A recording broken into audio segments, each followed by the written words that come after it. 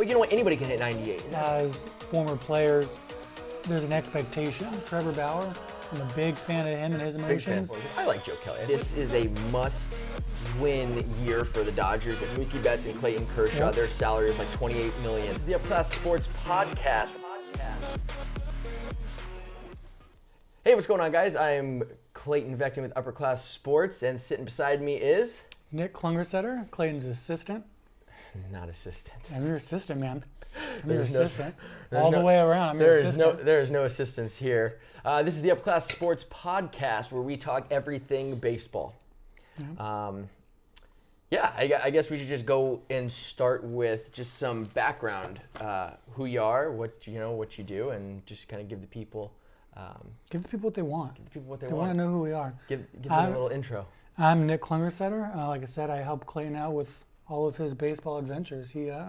We've known each other since our time at Vanguard, where we were both pitchers for the Vanguard staff. And after graduating, Clayton kept playing ball, and I kind of jumped into the corporate life, working 9 to 5, and kind of got away from baseball for a little bit. And one day, Clayton gave me a call and said, "Hey, want to come coach high school baseball?" I said, "Sure. Let's jump back into it." And here we are, 3 years later.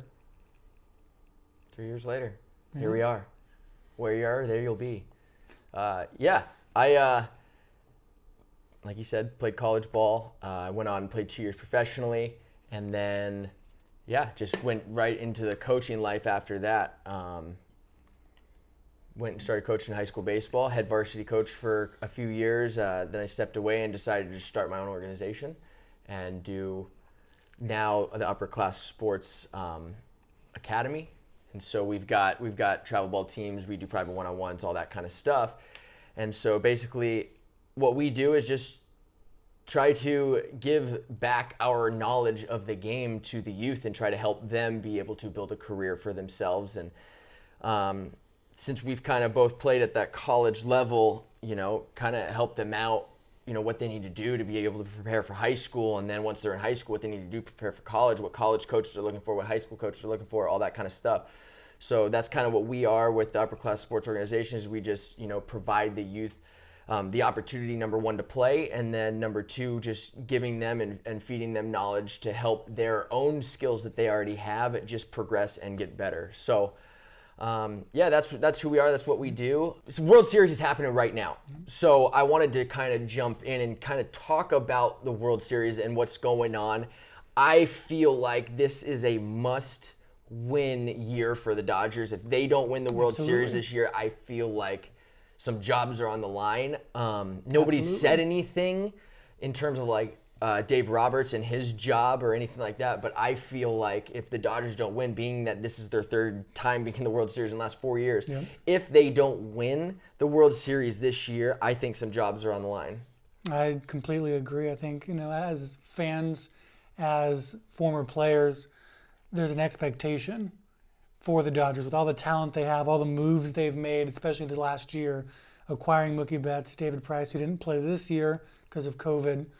But just the roster they've put together to make it to the World Series 3 out of the last 4 years in itself is a great accomplishment. But as athletes know, coming in second at the end of the year doesn't feel good. It's not what you want. You want to win. And not only that, not only does it not feel good, but these guys are paid to win. Mm-hmm. You know what I mean? You spend all that money on Mookie Betts. You spend all that money on a guy like Price or whatever. I mean, I saw a stat. It said Mookie Betts and Clayton Kershaw, their salary is like $28 million, and the whole Rays salary is $28 million for this year. And it's like, you see stuff like that. When you pay that much money, the expectation is to win. Yeah. And these front office staffs, I mean, they're pretty ruthless in my opinion. Like, you win or you're gone. That's just the way it works. And a good example is the Yankees. I mean, look at them. They throw money at teams. They expect to win championships because they spend money on it. The Dodgers, I think, are in the same place right now. I think they're there. You've spent absolutely. all this money on this team. You got a well of great talent. You bring in one of the best players in the game with Mookie Betts. You need to win this year. Otherwise, you got to make some drastic changes, whether that means getting rid of Roberts or getting rid of some other pieces. You got to win at some point with all this money you're spending on this young talent. And that's the crazy thing, though. I mean, you've got all this crazy talent. You got this young talent. I mean, this is a superstar. This is a superstar lineup. I mean, it's a superstar team. It's like if they don't win, I mean, who is? I mean, obviously it's the players that you blame. Like they've got to go out and win. Yeah, they had to compete at the end of the But day. it's like it's not the GM's fault. The GM brought in all those guys. It's not the front office people's fault. It's got to be the blame's got to obviously be put on these guys. But that's where now even now talking it out, like my mind's thinking like, do they get rid of a guy like Dave Roberts? Like, is it his fault? If these guys, I mean, the moves that Roberts has made, at least after Game 1 of the World Series, I haven't seen that they've been moves that are like something that anybody else would or wouldn't have made. You know what I mean? He's just putting the superstars out there and letting them play. Yeah, let the guys go. I think the best thing they did so far this year is put Kershaw in Game 1, because everyone knows Kershaw's kind of troubled past, if you want to call it that, with the postseason. So I think the best thing he did was make him start Game 1, let him get his innings in. He did really well, as we saw. They won Game 1. Well, the best part about it is not a single guy. They said not a single guy on the Rays roster had seen Kershaw yet. Yeah. So that was the best part about it is that Kershaw got to face a team that's never seen him before, and I think that's just a position for him to thrive in. And I mean, he did. Yeah. So as one of the best pitchers of all time, probably he'll go down as one of the best pitchers of all time. To face at least line in that top 5 for sure. To face a line that's never seen him gives him a big advantage. Being who he is gives him a big advantage. And now that he went out and performed as well as he did in the first game, now he's got some confidence built in case they need to use him as a reliever at some point, or if the series pushes and they need him to start another game. He's got some confidence built up now that's really going to help him. So my question to you is what do you think it's going to be here? Who's going to win? How many games? What do you think it's going to be? I mean, Game 2 is happening as we're talking right now, and we're watching it. The Rays are up right now, which I kind of expected the Rays to take Game 2 since the Dodgers are kind of doing a bullpen day, and the Rays have Snell on the mound, who's a Cy Young Award winner. Dude's real good. So I think the Rays will probably take this one. Then you got Buehler on the mound tomorrow for the Dodgers. He's their ace. Kershaw's great. Buehler's their ace. So I think the Dodgers take it tomorrow, and I think ultimately the Dodgers probably win it in 6. I think Dodgers in 6 is a fair assessment. But we'll see. I think it just comes down to Dodgers bullpen, really. They've been pretty good, but we'll see if they can hold it down this year. Jansen's been a little iffy. Joe Kelly doesn't really know where the ball's going half the time. Joe Kelly last night, oh my gosh, watching him pitch. It was he had 3-2 count, and then I think he got like a pop-up or something like that. And I was holding my breath for him because I like Joe Kelly.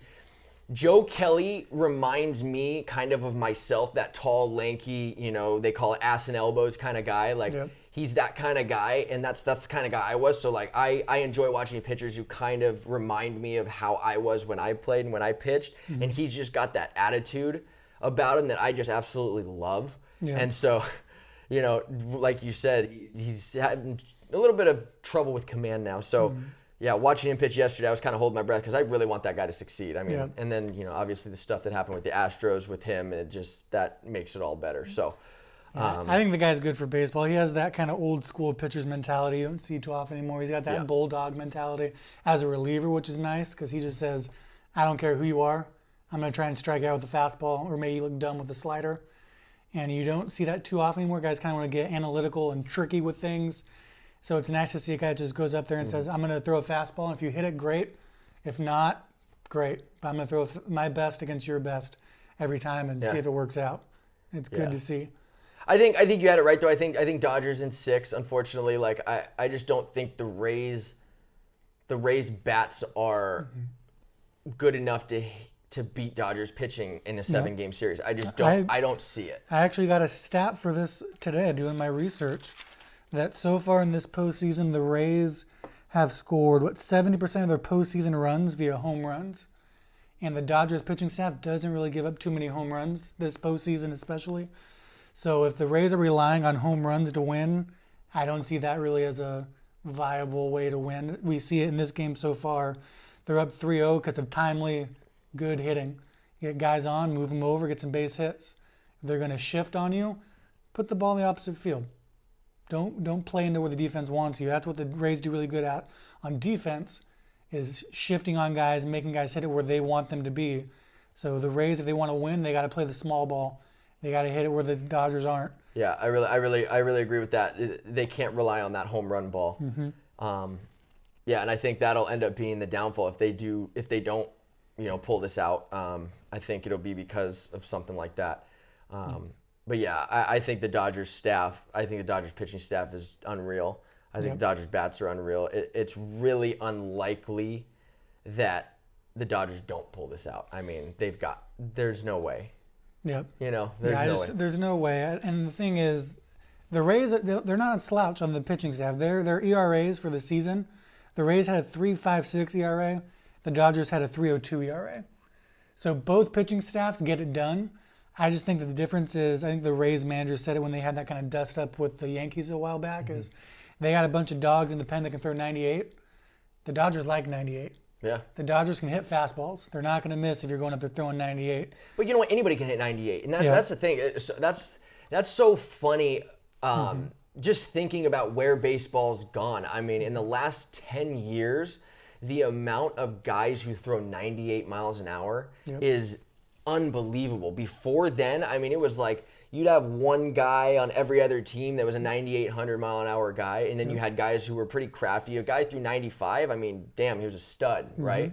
And then you had a bunch of guys who were just low 90s, locating, getting guys out, and it's just crazy that in this new era of baseball, that it's all about lighting up the radar gun and hitting home runs. And what's hilarious to me is I remember being a young kid, 10, 11, 12 years old. What did I do when I went to the batting cages? I said, Dad, put me in the one that throws 90. Put me in the hardest one. That's the one I want to be in. And so all day long, I was hitting 90-mile-an-hour fastballs at 12 because that's what I wanted to do, and that's what every kid does. No kid goes, hey, let's go to the batting cage and go into the cage that throws 60. No, everybody wants to go hit 90 because – and that's my thought process on it is like now it's that home – they're trying to get back to that home run area where guys are hitting balls out of the park, and it's like 98 miles an hour is not that hard to hit. Not anymore, no. If you don't have something to back it up. Yep, and I had something with that too, since you just played into it. One of your videos today was talking about a changeup with one of your players, and the Dodgers, the one pitch they don't hit very well. They hit just about every pitch in the strike zone. They hit really well. The changeup, they swing and miss just above league average. Yeah. So the Rays, you can throw 98. That's great. You need that changeup. You need something. You need that off speed. Something, whether it's a changeup or an off speed. I think change is the best pitch in baseball, in my opinion. I agree. But yeah, I mean, you need something to be able to go with that fastball. And a lot of times, these guys, they can't locate that off-speed stuff. And so for me as a hitter, I'm sitting fastball. And that off-speed stuff comes, I'm spitting on it. But these guys, like you said, Joe Kelly wants to hump up on it and just go blow that 98-mile-an-hour fastball by you. And it's like a lineup like the Dodgers, it's not going to happen often. Nope. It's not going to happen often. So yeah, I really do think that the Dodgers this is the best chance that they've ever had. I do think they had a great chance every year except for 17. And we know why. We know why. We'll get into that in a different one. We got a good talking point for that whole series. But I think against the Red Sox, I think they had as good a chance as any to beat the Red Sox, and they didn't. They didn't come through. So yep. But yeah, I think this year, if any, it's going to happen. And if it doesn't, it's just going to be because a bunch of scrappy dudes on the other team found a way. And yeah, I think Dodgers in 6 too. Yeah, I think so. I think this series reminds me a lot of I'm an Angels fan, of the Angels-Giants series back in 2002. The Angels didn't really blow anybody away with their home runs, and the Giants had one of the best hitters of all time, Barry Bonds. Yeah. The Giants were kind of like the Dodgers. You got to swing it to win it. And the Angels are kind of like the Rays, where we got to play small ball. We got to do the little things right, not give away free outs. And that's how they won. I think the Rays, if they can do that, they can do the little things right, play the small ball, they're going to be able to take it out. Absolutely. But I mean, like everyone says, they're a big sabermetrics analytical team. And they need to use that to their advantage. I think I saw in Game 1, there was a couple times where the Dodgers shifted all the way over. And I harp on it all the time when I'm watching these games. Just bunt. Even if you miss the first time, now they gotta think about it next time you come up. Hey, you might bunt this time. I am really upset I don't have the name, but somebody said it. They said, bunting in the major leagues is a bad play. Yeah.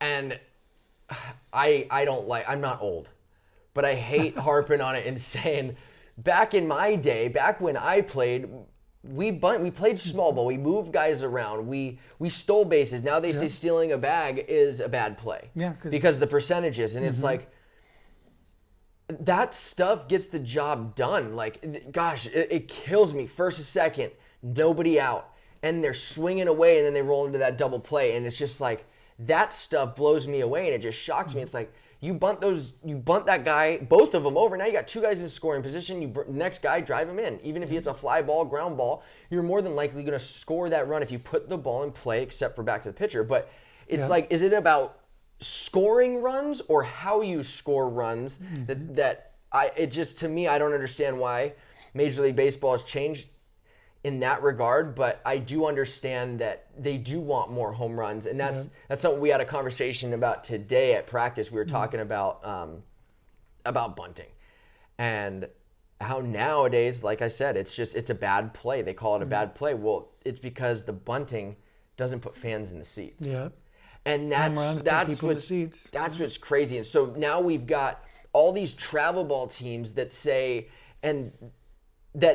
bunting's a bad play, but it's like, dude, you're in travel. You're 11, 12, 13, 14 years old. Even in high school we still bunt. Yeah. And even in college, I mean, college is starting to kind of get away from it, but they still bunt. I mean, go watch College World Series. They do still bunt. Yeah. And I think the thing is, lower level, you're not like the Dodgers. You're not going to lead the league in home runs. No, you're not. The Dodgers don't really need to bunt, you can say, because they can hit the ball out 1 through 9. Yep.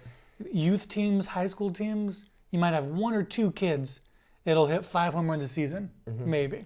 But you got to bunt. And even, I don't like talking about them, the Astros did this the other day. They lost, but they did it the other day. They got runners on first and second. Maldonado came up, Gold Glove catcher. Not a great hitter, but a good major league hitter. Yeah, good enough. Sack bunts, gets guys second and third. Correa comes up, or whoever was after Maldonado came up, hit a ground ball to the right side because they were shifted over on him to pull. He had a little weak ground ball to where second baseman would have been, scored 2 runs. It works. It works. And this is what I'm saying. Like, if we're talking about like drag bunting for a base hit when guys are playing normal, maybe that's a bad play. Yeah, a third baseman's going to come up, throw you out. Pitcher's going to get off the mound, throw you out. I get that. Third basemen are too good. Pitchers are too athletic now for that. But the sack bunts. The sack bunts for situationally sack bunting, like it shocked. Oh, there we go. Another shift that was beaten. Yep. That'll be a topic. We'll talk about the shift. I cannot stand the shift, but. The sack bunt situationally, like this year especially when they did like that in extra innings, putting a guy on second. Yeah. It killed me that guys didn't bunt. Bunt. Sack bunt him to third. I get it. He's in scoring, and that's the thought process. He's in scoring position already, blah, blah, blah. Yeah. You sack bunt him to third. Pass balls don't happen a lot in the big leagues. But pass ball opportunity. Now you bring the infield in, and we're in the era of fly balls make money. They pay you to hit fly balls now. They bring guys in the infield, and now you hit a fly ball, the outfield game's over, or you score the run, whatever. And it just never made sense to me why they didn't bunt. I don't know how many games I watched that went into extra innings where they didn't bunt. I'd love to go look at the stats on that. How many guys bunted? And I guarantee you less than 10. Less than 10 times the team was in extra innings they bunted. Yeah, I guarantee you. We'll look that up for one of our next episodes. I think it's I guarantee you it's less than 10. It's too smart. It's too logical. Guy on second, nobody out. They're giving you the guy on second. You didn't have to work for it. You just got there. Yep. Just bunt him over. Everyone's swinging for fly balls anyways. Especially the home team. Yeah. Especially the home team. The visiting team goes up there. They don't want to bunt. So what? Okay, boom, they get out of the inning. No harm, no foul, nothing. The home team comes up, has their guy on second. It's like, we're just trying to win a ball game. Yeah. Lay the bunt down, hit a fly ball, game's over. Especially this season, all these games within a short amount of time, get home and rest, win the game, move on. Like right now, it's 2 outs, so never mind. But you shift all these guys over, guy in first, the whole left side of the field's empty. I think the best guy that broke the shift to me was Robinson Cano. All the times they shifted over like this on him, he just bunted for doubles most of the time. Well, Michael Brantley for the For Astros did it. He did it. Yep, he did it. He did it a couple times. They shifted on him. He just went oppo. Just sat on a pitch away and just went oppo. And it's like, until more guys are willing to do that sort of thing, yeah, I think the shift is going to continue. But yeah, and I get for some of the big dudes that are paid to hit home runs, like David Ortiz, he doesn't get paid to hit singles. Joey Gallo, he doesn't get paid to hit singles. We get it. But some of these other guys, like Cole Calhoun, another former Angel, the dude was a strikeout machine, and they were giving him 300 average. Bingo, Oh, 2-run bomb. Was that Wendell? Lowe, Brandon Lowe again. Brandon Lowe, Brandon Lowe again. There it is. Second home run tonight. That was beautiful. That was a good piece. I think it was a slider away. Even then, guy that has power to opposite field, they're shifting on him. He sat back and drove it. Even if that didn't get out, that's scoring the guy from first. Yeah. 2 outs, ball hit the opposite field. The guy's running on contact anyways. Gosh, off of May too. Guy throws hard. Another guy just Yep, there it was. Slider, middle. You can't miss middle. Yeah. Not only that, but not only can't you miss middle, but you can't miss up. Yeah, you can't. You're throwing that breaking ball, that thing's got to be down. Yep. Oh well. We predicted this before it started. We did say Rays are going to take game 2. Yeah. What about, speaking of celebrations now, they're doing the little forearm shiver. What do you think about Bellinger the other day? Doing the foot taps? Popping his shoulder out and the next day foot taps. Do you think the little forearm shiver is done with the Dodgers now? Or just Bellinger it's done? I don't know. That's an in the moment thing, man. Yeah. You're in the moment, you get hyped, you just do what you do. Oh wow, hit off the yellow. Right off the top. That's funny. Yeah, I think you just do what you do. I mean, I don't know, man. I think guys saw. As a pitcher, I can't do that. As a pitcher, I can't do that. I can't go up and do one of these. Every time I watched a guy do that, I watched the form. They always showed in slow motion, so you get to see that forearm going. It's like everything moving. Especially if I'm a guy who's coming up to bat. I don't care how big these guys are. Like that still hurts. Well, even if you're an outfielder like Mookie Betts throwing gas. I don't want a numb arm if I had to make plays in right field. I absolutely agree. I don't know. And none of these dudes are jumping up and hitting with the opposite arm. They're all hitting with their throwing arms because that's what they're used to doing. Like, I don't know. I think I thought it was funny that he did the foot taps, and to me, I didn't know he popped his shoulder out. I didn't know that. Yeah, he dislocated his shoulder. So I didn't know he popped his shoulder out. I thought he was doing it because of the COVID-19 stuff and no high fives. He was making a joke out of it. So I actually thought that was funnier. But now, okay, that makes sense. Yeah, no, he dislocated his shoulder. You can see it. They've been showing clips of it when he goes to the outfield after it. As soon as it happened, he ran down in the tunnel, popped it back in, went out to the outfield to play defense, and he was telling Mookie Betts in right field, I popped my shoulder out. Have you ever popped your shoulder out? I have not, no. It's one of those things, it hurts, but once it's back in, like, it still hurts. It's just still sore, but you can still go out and do some stuff. Well, he did it last year, too, on a diving play at first. He popped it out on the dive, popped it back in, he was good to go. And that's the thing, like, it's not like you're, like, good to go, but it's like if you get a ball hit to you, it's not like you're not going to be able to throw, but it just hurts a little bit. I mean, lucky for him, it was his glove hand. Yeah. So as long as he could catch still, which I think he caught the last out of the game. Yeah. There you go. But maybe think twice. Keep the foot taps going. I like the foot taps anyways. I like the foot taps anyways. Yeah. I think that's creative. It's clever. It's something different. But yeah, I want to talk about Jansen real quick. How do you feel about Jansen and him being basically demoted in the bullpen and his struggles? Him being a guy who his cutter was 92, 94, and now his cutter's 88, 90. Like. I see him kind of like Sabathia towards the later parts of Sabathia's career. He's in a time where he's got to reinvent himself a little bit. Yeah. Because he's not going to be the big power guy anymore. He's not going to be the Mariano 92 mile per hour lives off the cutter. Yeah. He's 88, 91, 92. I think he's got to accept that. It's going to be a humility thing. It's going to be a character thing for him. I think that's a huge part of it, yeah. And I think he's a good dude. I met him once at an event at Dodger Stadium for disc golf. I met him and talked to him a little bit. Nice guy. So I think he can do it. I think last year, or 2 years ago, when they talked about bringing another closer, and he was like, well, you can bring the guy in, but I'm the closer. I didn't like that too much.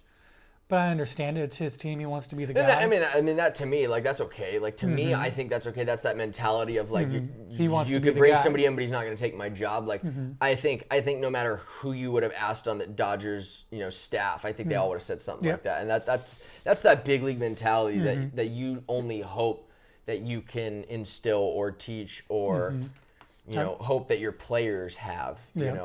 So I think now that he's realizing, I think it's going to help the ball club more.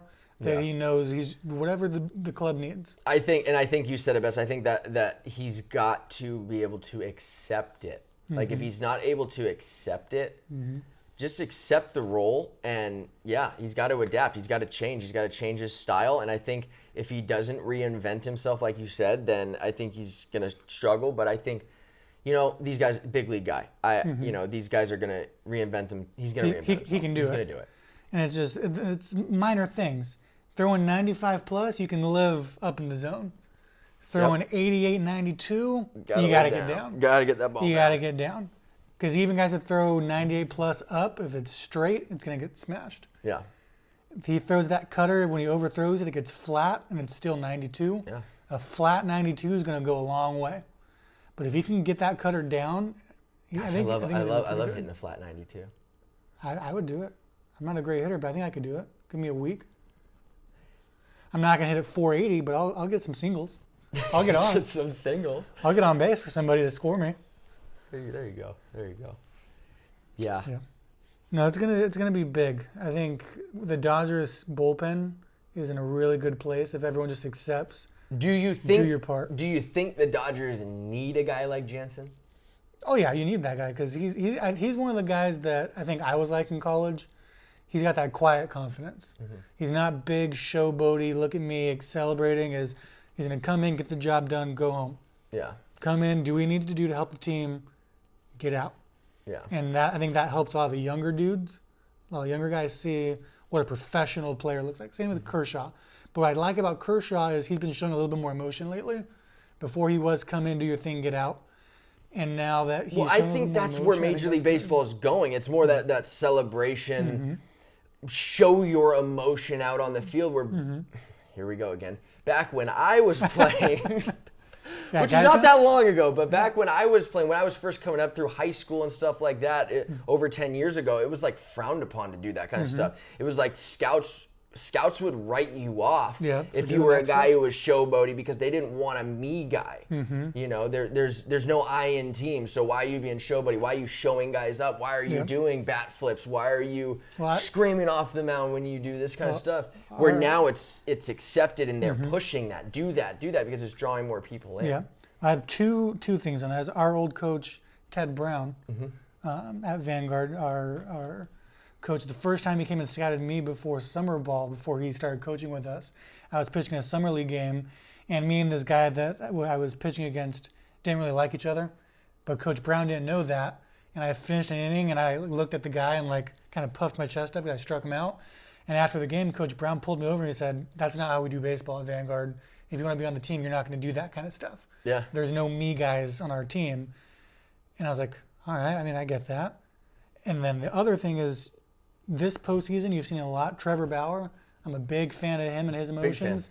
You've seen a lot of pitchers doing it, especially with Trevor Bauer leading the way. Is if hitters are going to celebrate hitting a bomb, I'm going to celebrate striking a guy out. I need a double play to get out of the inning, and I get it. I'm going to celebrate it because I executed. I did what I wanted to do. There's nothing wrong with celebrating on that. Yeah. I mean, the Dodgers the other day had the dude that got the big out and chucked his glove and celebrated and thought that was awesome. That was fantastic. Thought it was awesome. Celebrate. It's part of the game. It gets fans excited. It gets your team excited. But back to the original topic with Jansen, I just don't think that's really him. Yeah. And you can't fake it. That's the biggest thing. You can't go there and fake emotion. And if that's you, great. If it's not, be you. As long as the team's doing good, as long as you're doing your job, that's great. And I think for Jansen, taking the kind of demotion, as long as you get a ring on your finger at the end of the year, I think that doesn't matter. Yeah. I don't think he's going to be like, dang, I wish I would have been the closer, though. Yeah. I think as long as he gets his innings and he's able to do his part, I would think he'd be happy. Yeah, I mean, I remember my senior year at Vanguard, you had already left because you're an old guy. Mm-hmm. But I got hurt my senior year. I broke my foot, and I couldn't go with the team to the World Series because I had surgery scheduled. I couldn't change that. Yeah. And I was stoked just to help the team get to the World Series. Yeah. And so I was like, I did my part to help them get there, and I'm going to watch and follow the best I can. Yeah. And I think that's just got to be the mindset. Whenever your number's called, do what you need to do to help the team and be happy with that. Do your job. Do your job. Because as long as the team wins, that's what matters. You get that banner, you get that ring, get that extra little postseason money. Yeah. It's a good time. How do you feel though if somebody were to say baseball is the most selfish individual team sport there is? I think it's a yes and a no. Because I see it as like it's 9 individual players all coming together as one. I mean, each one of these guys, they're all team guys, you'd say, but each one of them is trying to go for that Silver Slugger award. They're all trying to get that Gold Glove award. They're all going for that MVP award. Like, and I don't think they're starting the season going, I'm going to go for the MVP this year. I did, but they're trying to play to that caliber to be an MVP guy, and with that is going to then in turn help the team. So for somebody to say that it's the most individual, selfish team sport there is. I think it's accurate. And the one that I look at more than MVPs and awards like that is contracts. Yeah. I'm not gonna get a high paying contract because I'm a good team guy. And do you think that that's part of the reason why the bunting and all that kind of stuff has gone away, to circle back to the beginning? Because guys who bunt balls and stuff don't get those big contracts, coming back to now the selfishness part and aspect of the game. Yeah, my counter to that is sack bunts don't hurt your average. Yeah. So as long as you're getting the job done when you don't have to sack bunting doesn't hurt your average. But I do see it as guys. But it doesn't help your average either. It doesn't help, and then if it's not helping you, it's hurting you. So I see it both ways. I see it, guys want that contract, and you got to produce to get that contract. So in that mindset, I want my innings, I want my at bats, I want to do well, I want to succeed, and by having that mindset, you help the team. Yeah. I think there needs to be a balance where you can't get too full of yourself, and the team suffers. Yeah. I think another big one was Manny Machado a couple of years ago with the Dodgers. Not a great team guy, real focused on himself and that big contract. Dodger fans probably aren't not really happy with Manny Machado and his time there. Yeah. Padre fans love Manny Machado. Yeah. Because his mentality's changed. He's on a team. I think he's matured too a little bit. I think he's matured. I think having all the young studs around him and not having to be the guy like he had to be the guy in the Orioles. The Orioles succeeded if he succeeded. They didn't succeed if he didn't succeed. I think now being with that young group on the Padres, it's a perfect example of he's a selfish dude because he wants his numbers. But by being that selfish guy, he's helping the rest of the guys do well. Yeah. So I would agree. I think baseball is the most selfish team sport. We got a Chris Taylor. Chris Taylor dinger. 9-hole guy. 2-run. Just like you said, 1 through 9, they can hit the ball out. Yeah. Every guy in the Dodgers can go deep at any time.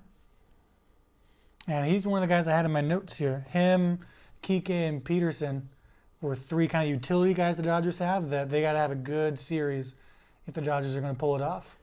And did you notice they went in to go do the thing and then they went soft. Nice and soft. Yep. That's hilarious. Yeah, no, that's great for Chris Taylor because, like I said, him, Peterson, and Kike Hernandez are 3 utility guys. If they do well, the Dodgers are going to do well. And this is what's scary. Now it's 5-2. They're in the bottom of the 5th. That could start something very. I mean, just last night, watching the game last night, it was like 1 run and then 2 runs and then it was like They just fell in. So. And for them, is you just from a pitching mindset, the 8 and 9 guys are like, all right, I can kind of get through the 8 and 9 guys. The 9-hole just hit a bomb off you. Now you're up Mookie Betts, top of the lineup. Top of the order. They can go solo home run for the next 3 guys. It's a tie game. Yeah. Which is very doable. I mean, you look at these swings, it's very doable.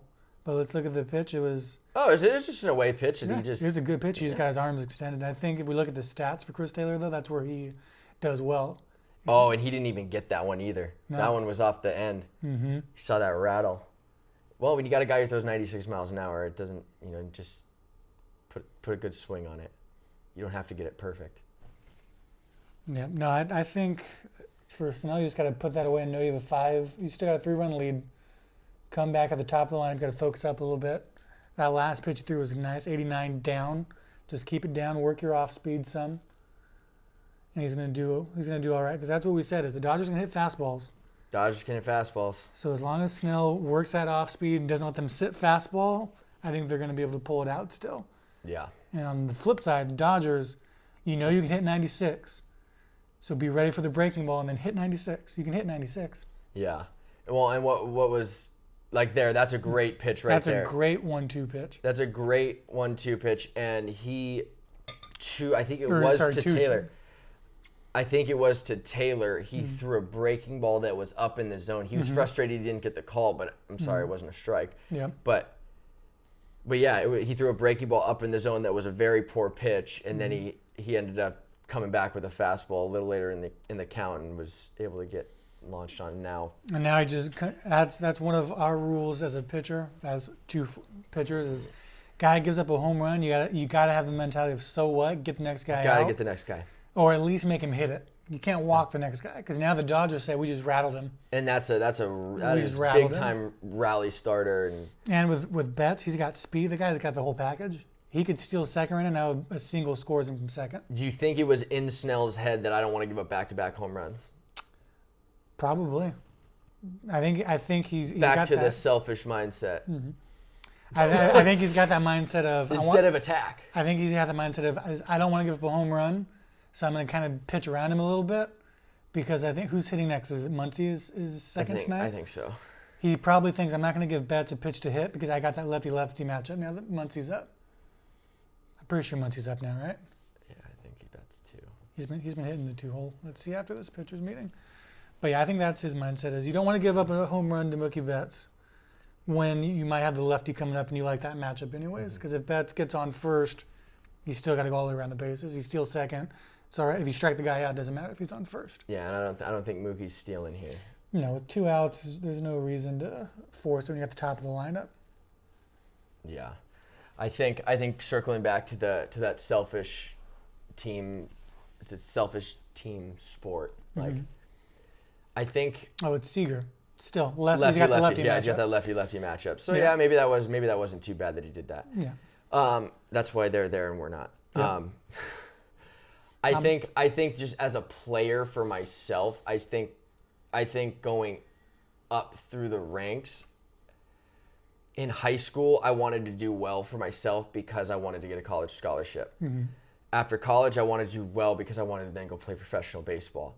And so it's like, I just think that mentality then continues to carry over. Mm-hmm. And it's like, in the minor leagues, it's like, I want to do well for myself so that way I can get one step closer to the big leagues. Yep. And when you're in the big leagues, like you said, I want to get that big contract. I want to win that MVP award. And it's like, if you are able to do those things without being Yep. you will help your team win. Yep.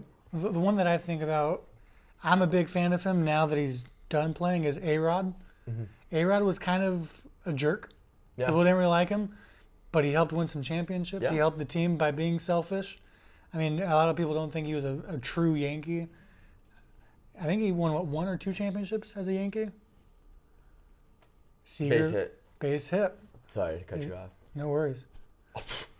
And then you peg him. So it's selfish guys can get it done, but at a certain point, if you're too selfish, you're not a good team guy. You're not gonna have too many fans. Yep. No, absolutely.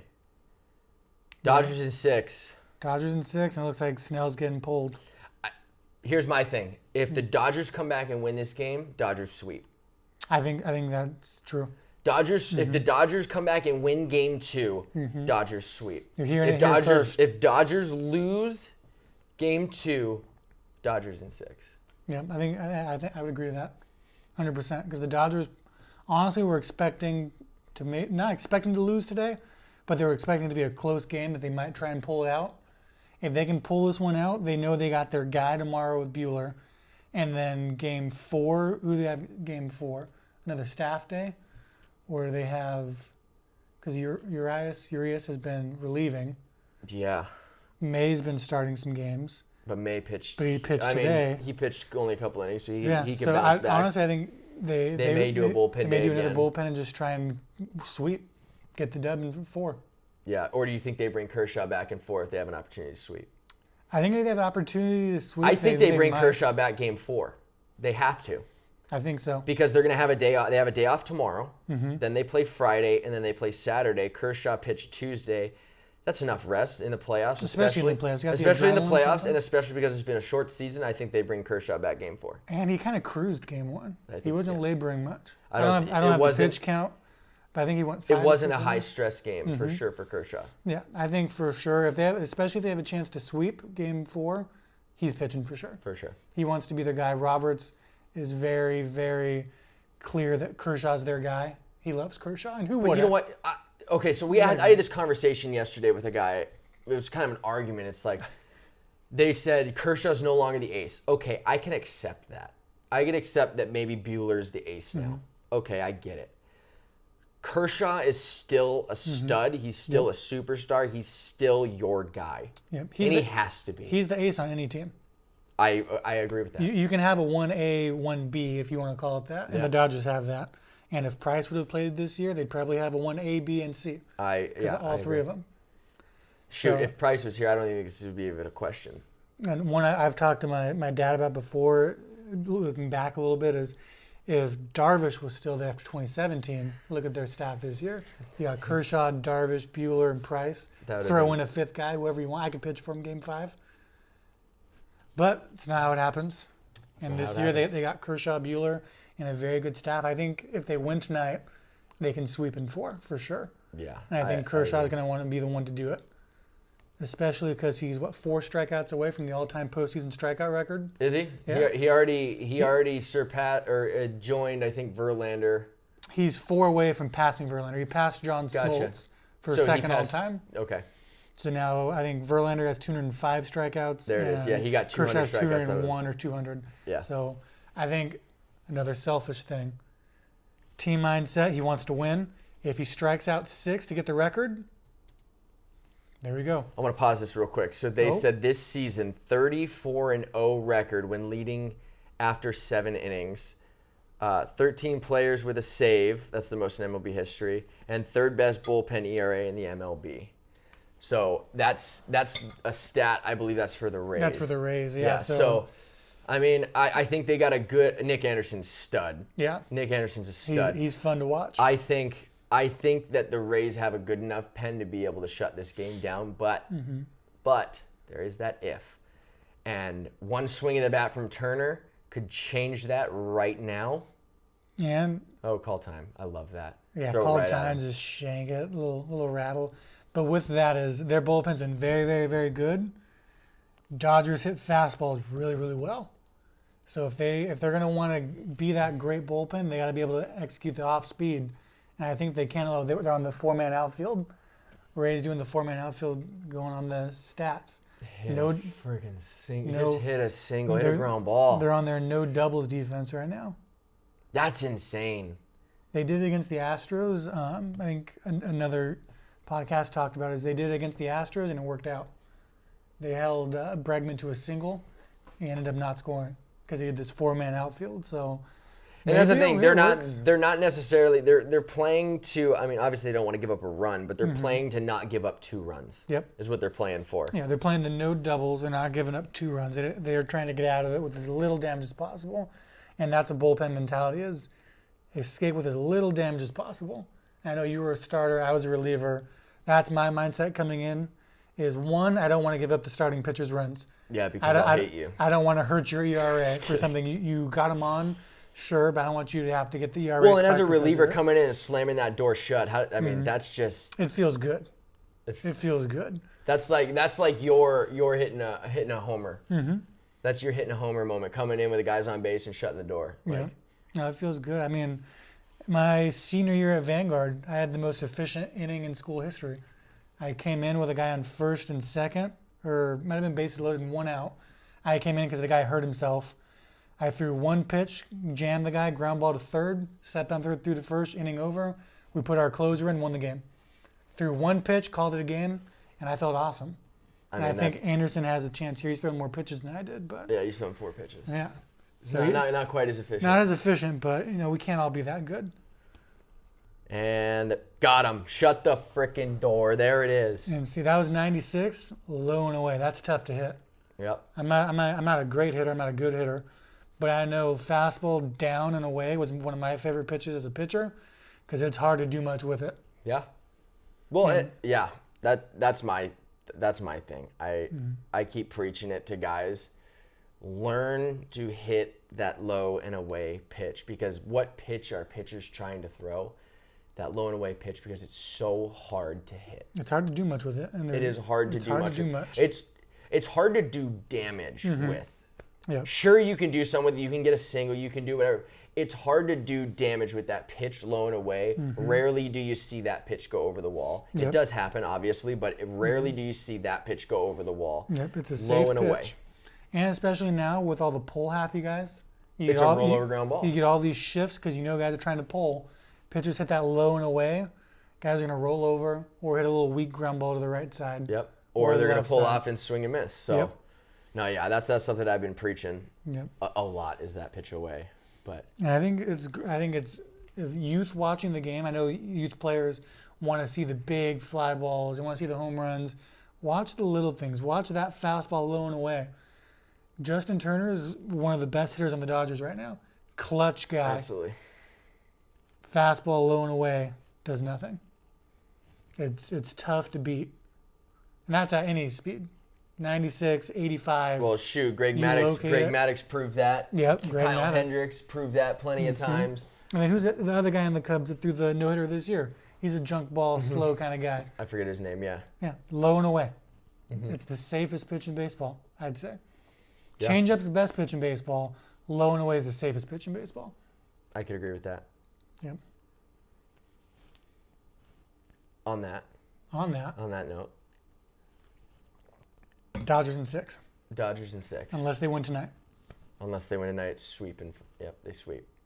So with that, we're going to call it a day. And call it a day. That's Don't- one in the books.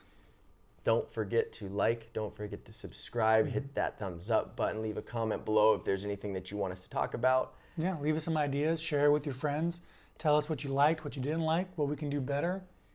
Maybe I'll get a baseball hat on for next video. We'll see. I mean, you know, I mean, who doesn't like? who doesn't like a IPAs? good old-fashioned beer hat? Who doesn't like a beer hat? Who doesn't like fish? Uh, I mean, I like- it's themed. It's for the race. It's Fi- fish. yeah, there you go. Fish and fish. Yep, I like it. Sayonara, Upper Class Sports. Subscribe. Peace.